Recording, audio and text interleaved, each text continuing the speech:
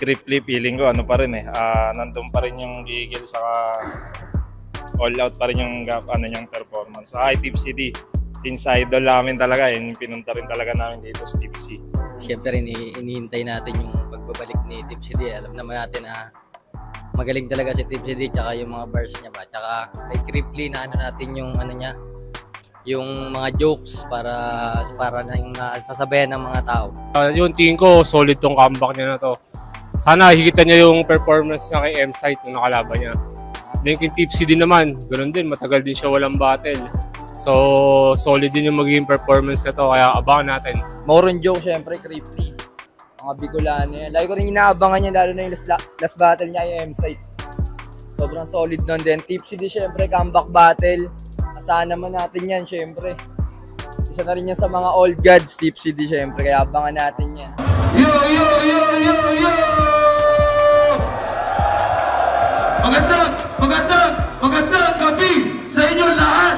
Welcome sa Universigo 12! Crowd check lang tayo, flat up, magigay unang best ngayong gabi!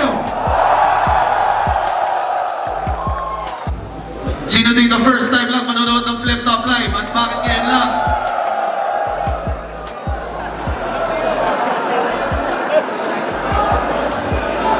Pero sige na nga. Sino dito? Solo flight ngayong gabi? Yeah. Shoutout sa inyo. Sana maging maganda yung experience ninyo lahat. Mula nung day 1, marami talagang nanonood ng solo. Na may nagsabi sa akin, may nagtatanong kung kamusta ba daw manood ng solo. Sana ngayong gabi maging sulit talaga yung experience ninyo. Shaboy versus Dodong Saipa para sa inyo. Shaboy representing Sinaloan, Laguna, at Las Piñas. Dodong Saipa nga pala, galing pang Angono pero represent.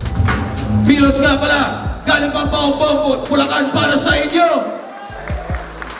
At si Lord Manuel naman, QC represent para sa inyo.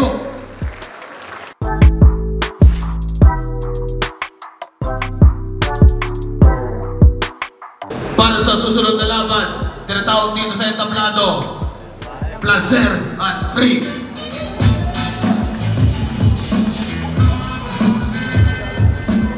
Shoutouts nga pala lahat ng mga MCs na galing mga 1 Minutes Luzon 2. Hindi pa natin na-upload yan, pero abangan yan. Grabe yung mga laban mula doon. At syempre lahat pa ng mga susunod na parating. Check! Game na tayo ulit. Fruits vs. Cripply. Fruits nga pala pinangonan, Rizal represent para sa inyo. At si Cripply naman, naga-represent para sa inyo. Check! Universigo 12, Cripply vs. Fruits. Mag-ayos pang beses para sa sarili nyo, para sa laban yan at para sa kuryente. Bata ng Murado! Sa pen game na laro sa mga battle, syempre GL tayo. Pero syempre, mano ko dito ngayon pre-EJ Power. Bumiyahe pa yan mula hanggang Pilipinas, di ba? Effort, man. Tingin ko sa ganyang GL. Tingin ko yung writings niya, kumbaga para siyang nung dumating si Tipsy din noon, kumbaga binago niya yung meta Ayun. GL ako Kasi magaling siya mag-bar, saka yung rounds niya, kada rounds niya ginagawa niyang parang isang basta galing ng pag-construct niya ng lahat konektado ng rounds niya. Para sa akin, GL din. Tsaka kasi alam naman natin yung galawan ni GL ngayon parang napaka-advance compare sa ibang mga MC. Before pala, manok talaga. Actually, pares kami ng bahay si GL tsaka Beatroom. Parang mga dark horse sa amin, sila Sur, yan. Tapos si EJ, Putik. Gusto namin talaga mag-champion. GL. Pero kung titingnan natin yung matatanggalin yung bias onte, baka pwede rin mag-champion si EJ. Sa akin, GL talaga Kung sila magtatapat ni Beatroom sa dulo, siguro papabor ako kay GL. Kada battle niya talaga nag-e-evolve siya, pinapakita siyang bago concepts. Plus yung risk pa nun. Talagang natataasan niya lagi kada next battle. Kaya full support ako kay GL. Kaya matalo. Tinatawag dito sa entablado, Vicente at Jones.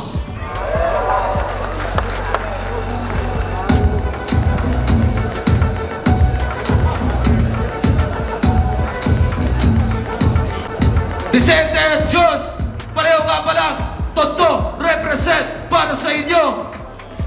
Magaling din nga pala sa 1 Minutes Luzon 2. Abangan nyo yung mga upload mula dyan.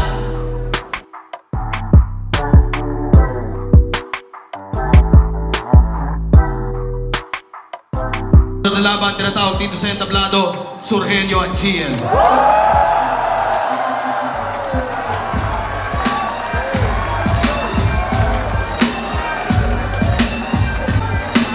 Surgenio, Cavite at Baguio represent para sa inyo. GL naman, Leyte represent para sa inyo, alam nyo na. Left top, versikulo 12. Isaboy 2024 battle. Mag-i-ace pang beses para kay GL at Surgenio para sa laban.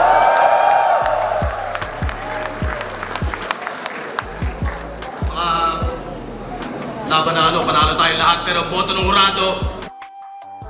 Advancing sa tournament, magigay.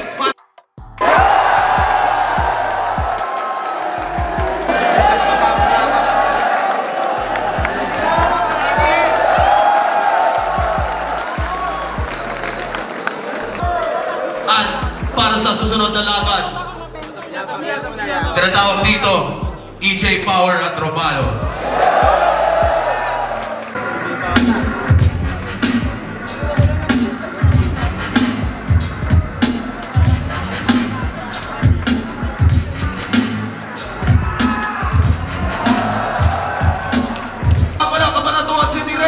Para sa inyo. Ang EJ Power naman, Bataan at galing pa ng Denver para sa inyo lahat.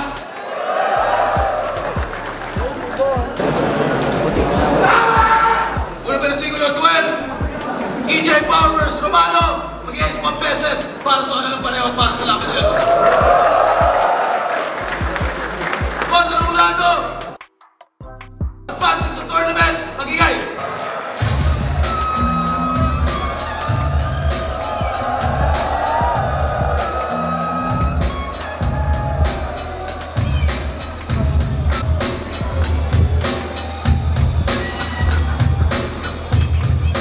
Alam niyo na, Team City, Bataan represent para sa inyo. At Batang Rebelde, galing naman, Tansa, Cavite, para sa inyo. Uli versikulo 12, Team City vs. Batang Rebelde, mag-i-ace 1 pesos para sa kanilang pareho at para sa sarili nyo.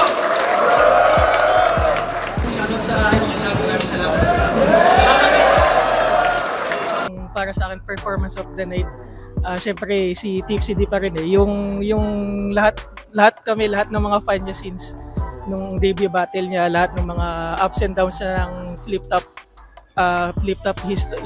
history, ng flip-top career niya, inabangan ng lahat. And syempre, na-miss siya ng buong community, saka yung pagbabalik niya, kumbaga ang na-feel ko doon, hindi para mantrete, hindi para hamunin yung mga bago, kundi yung test lang din niya yung kumbaga yung caliber pa rin niya, kung nandun pa din, kung kumakagat pa din. And for me, sobrang warm nung approach niya sa battle in terms ng mga rounds niya. Kumbaga na-appreciate ko yung round 1 niya, especially na pinapatunayan pa rin niya na kaya pa rin niyang humilera dun sa mga current.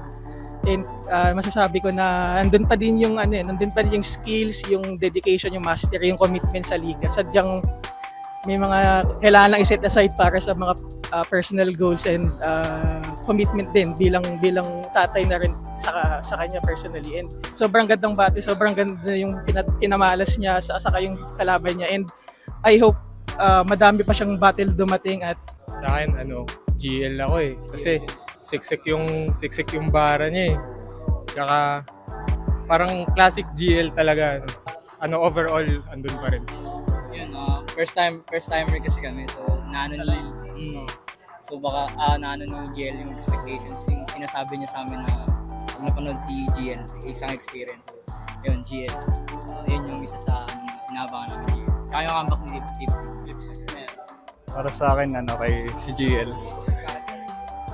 Kasi every rounds talagang complete package. Yun sa mga bars niya, yung classic GL pa rin.